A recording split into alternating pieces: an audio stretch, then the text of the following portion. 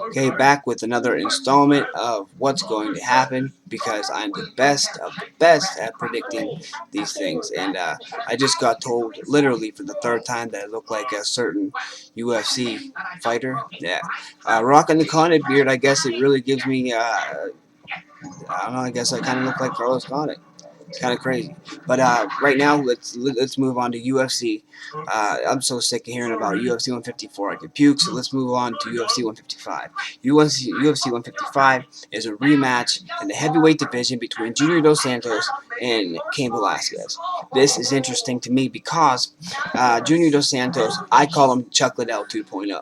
He's a heavyweight version of Chuck Liddell. I mean, his feet don't, they rarely leave the ground, and when they do leave the ground, they do damage, but he's all about the knockout.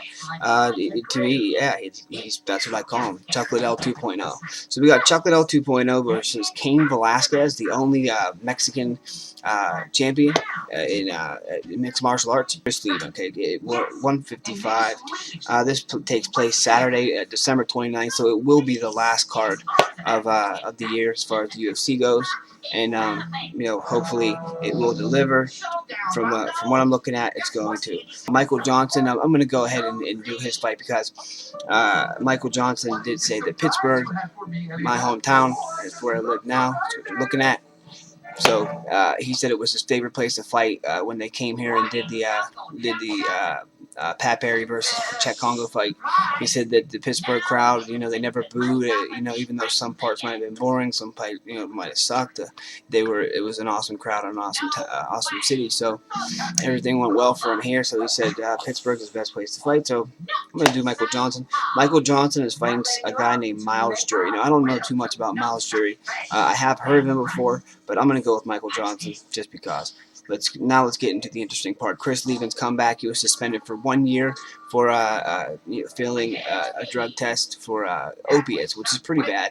Chris Leben's had a well-known, well-documented chemical problem. He's had chemical history. Chris Leben is fighting a guy named Carlos Vamola, and again, it's another guy that I've heard the name, but I'm not familiar with at all. So I'm definitely pulling for Chris Leben. Chris Leben's got a hell of a record. He's got a 22-8 record, and that includes a handful of left hook knockouts, overhand left knockouts. I like Chris Leben's fight style, gritty, tough, in your face. He's got some sick jiu-jitsu. He's kept up with the times. Let's just see that, see if he can, if that 1 year layoff, the opiate abuse, the treatment centers, everything that he's been through. Let's see if that's hindered his ability in MMA, or let's see if he's been training, the way that he should be training, and ends up winning the fight, and eventually gets back into some sort of upper echelon pit, upper echelon fighters in the UFC. As of right now, he's on the undercard. Matt Mitrione will be fighting Phil de Vries.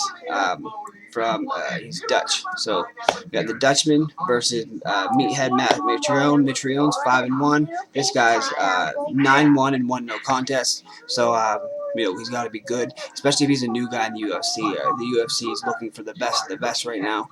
So I don't know about this. I don't know too much about either one of them. Matt Mitrione, I don't really like his fighting style, but he's got a good record. He seems like a good guy. He does truly seem like a good guy. So I like Mitrione. So I'm going to say Mitrione just because I like Mitrione. Next we got Brad Pickett versus Eddie Wineland. Brad Pickett in the WEC. I remember him pulling off the Peruvian necktie right against the fence. He's a submission magician. The guy's excellent at boxing. He's a Brit. He's a gritty Brit. He's nasty, in your face, real scrappy. Almost resembles Frankie Edgar. Just in your face, scrappy. Short, stumpy. Just wants to go for that knockout, go for that submission, just finish the fight. Brad One Punch Pickett. against the former WWE champion Eddie Wineland. Uriah Faber had his hands full with Eddie Wineland, so his game has definitely improved. But I'm going to go with Brad One Punch Pickett on this one. I think he has a far better ground game, better wrestling, better submissions. So I'm going to go ahead and go with Brad One Punch Pickett. Yushin Okami is slated to fight Alan Belcher. Now we're getting into the upper echelon. I know you know those two names. So Okami and Belcher. This one's really tough because Belcher gets better every time we see him. Every time we see Alan Belcher, he's a different Alan Belcher. He's a better Alan Belcher. So Alan the Talent Belcher, has a horrible tattoo of Elvis on his arm that I can't stand to watch. So just on that factor alone, I'm going to go with Yushin Okami. And again, I'm going to go with Yushin Okami because after Anderson Silva lost, he suffered a loss to Tim Boetsch. He was beating the shit out of Tim Boetsch for 2 rounds and ends up suffering a loss via hockey punches against the fence. I couldn't believe that. I mean, that had to be like comeback of the year for this year. You know, there's been quite a few, but you know that's definitely up there. And so they put Yushin Okami, you know, 2 losses in a row. You know, I think he won a fight recently. Yeah, definitely to earn him a spot against Alan Belcher. He would have had to. I just can't remember who it is. This is a fight that I see. That I talked about earlier today with my wife. It's Joe Lozon versus Gray Maynard. Gray Maynard, I'm going Gray Maynard all day. Joe Lozon's a fight finisher. He's a submission magician. He's real quick with his hands. He's a good striker, but Gray Maynard's a better striker. Joe Lozon's really good with takedown defense, but Gray Maynard's a better wrestler by far. The submission edge, I'm going to give to the jiu-jitsu edge, submission edge, I'm going to give to Joe Lozon. The wrestling edge for sure goes to Maynard. The boxing, the stand-up, all in all, I'm going to give to Maynard. And also the Muay Thai edge, I'm going to give to Lozon. So it's 50-50 there, but I'm going to go with Gray Maynard. I just think he's tougher. I actually think he could actually end this fight with a knockout. Chris Weidman, 9-0. Tim Boetsch, 16-4. Boetsch has been getting lucky, I think, down in 85. The wrestling, I'm going to give to Weidman. Jiu-Jitsu, I'm also going to give to Weidman. Striking, I'm going to give to Boetsch. And, this is a tough one. But I'm going to go with Chris Weidman. I think he's going to improve to 10-0. Forrest Griffin had a quick change of opponents.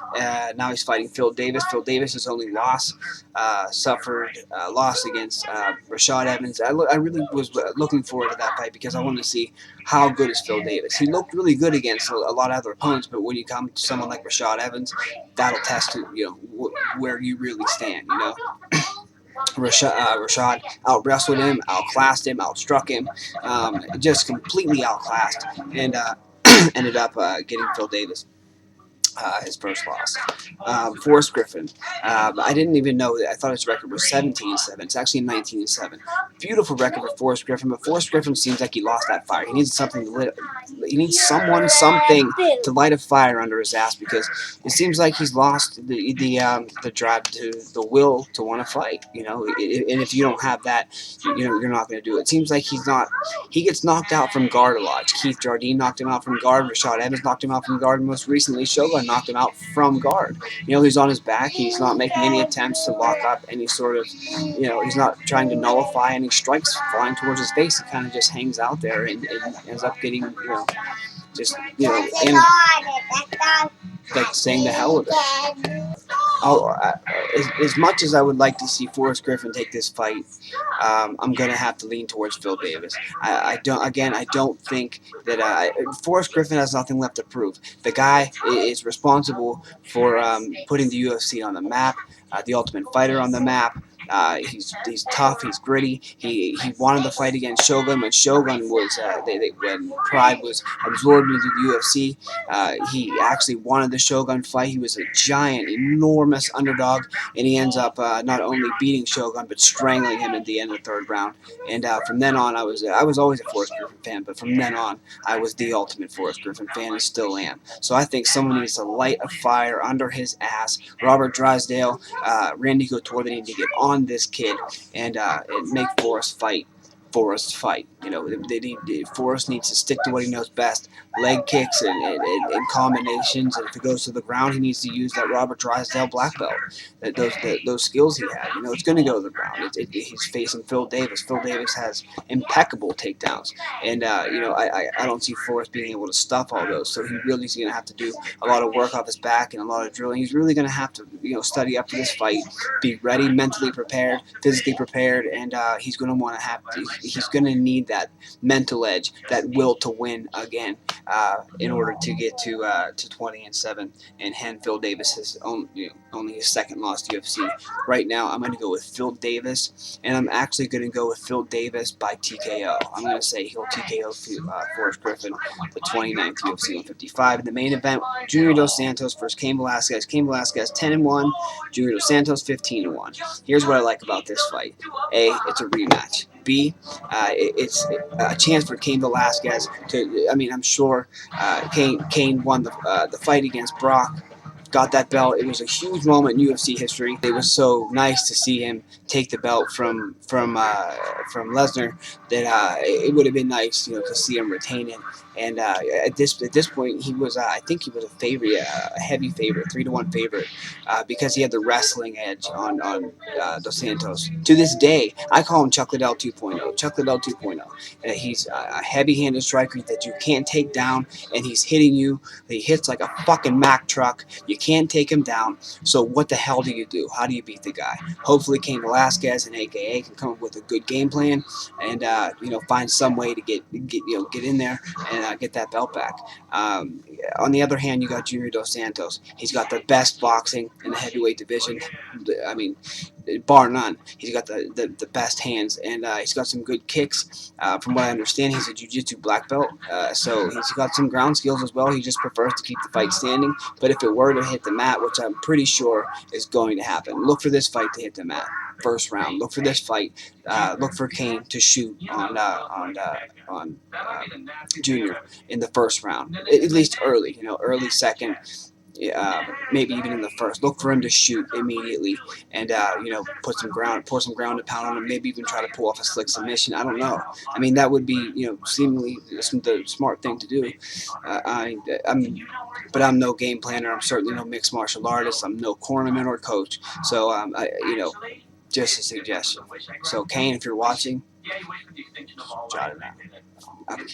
But in reality, Junior Dos Santos is probably going to be a heavy favorite because of his last few fights. It was unfortunate that his last opponent had to pull out. Under pretty late.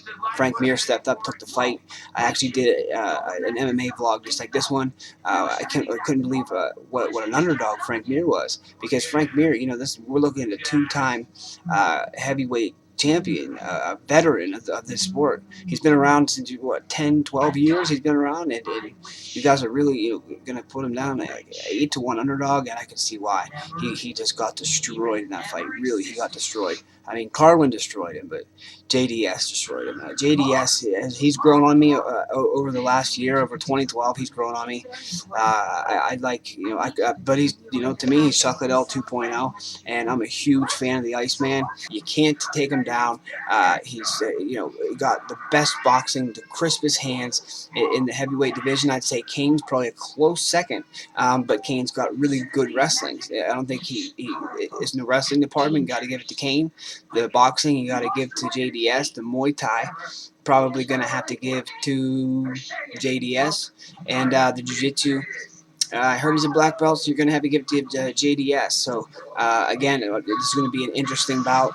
I'll be watching. Hopefully you'll be watching. And again, I will be within the few hours. I'm on Eastern Standard Time, so within 3 hours of all the UFC pay-per-view fights and the UFC fights on Fox and UFC fights on View, I will have the post-fight analysis up for you. Have my word. Until then, God bless you all. Have a good night. And again, as an MMA advocate, and I'm fortunate enough to have 200 subscribers.